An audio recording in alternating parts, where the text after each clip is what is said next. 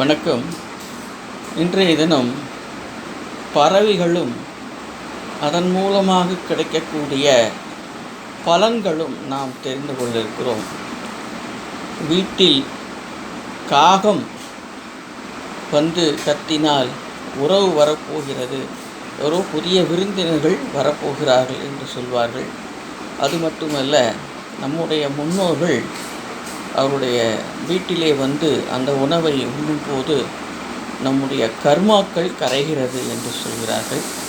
பொதுவாக அமாவாசையிலே முன்னோர்களுக்கு பிண்டம் வைப்பது வழக்கம்.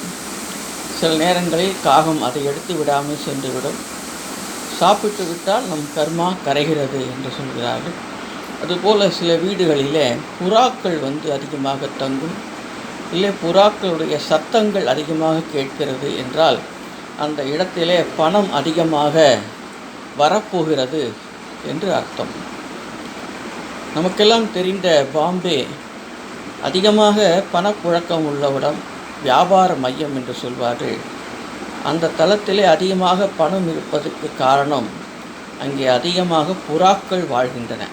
நீங்கள் பாம்பேக்கு போனால் பார்க்கலாம், அங்கே புறாக்களை அதிகமாக யாரும் வளர்க்கவில்லை, அதுவாக விரும்பி வளர்கிறது.